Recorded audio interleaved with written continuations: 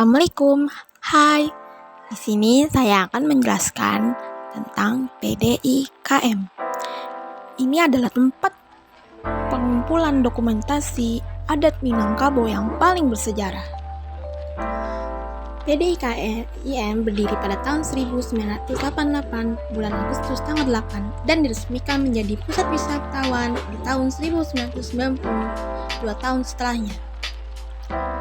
Lalu, salah satu museum di Sumatera Barat yang terletak di Kelurahan Siliang Bawah, Kecamatan Padang Panjang Barat, Kota Padang Panjang.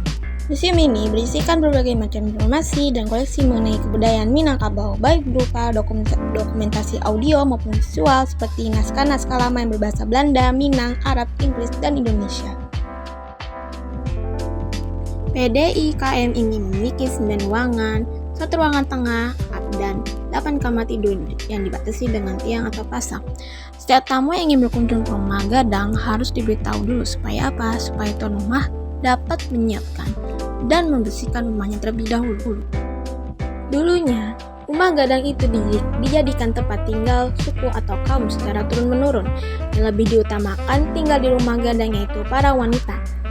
Secara umum, ada 2 ragam rumah Gadang menurut Laras yang dianut suku atau nagari, di mana rumah Gadang didirikan yaitu Koto Piliang dan Bodi Caniago.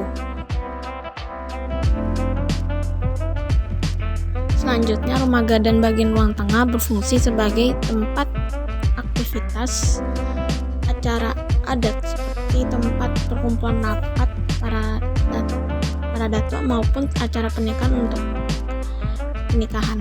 Untuk kamar tidur sendiri biasanya ditempati oleh ayah, ibu, dan anak yang masih balita. Anak laki-laki yang sudah menginjak umur 10 tahun sudah harus tidur di surau, atau lebih tepatnya di seperti semacam musola.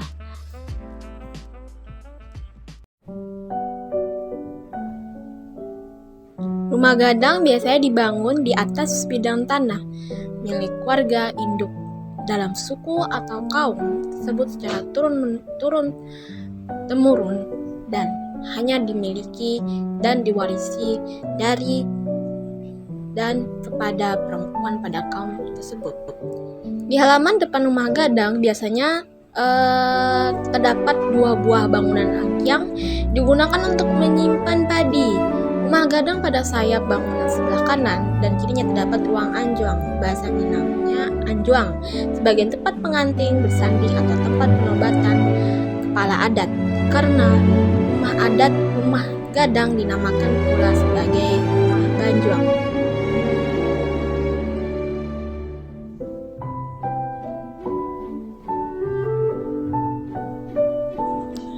Hak waris di Minangkabau terdapat 2 istilah, yaitu harta pusaka tinggi dan harta pusaka rendah.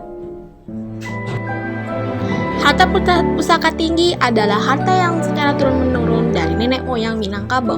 Contohnya, rumah Gadang atau rumah adat. Hak waris ini secara turun-menurun menurut garis keturunan ibu atau wanita, dan begitu pula harta pusaka tinggi ini tidak boleh dijual belikan.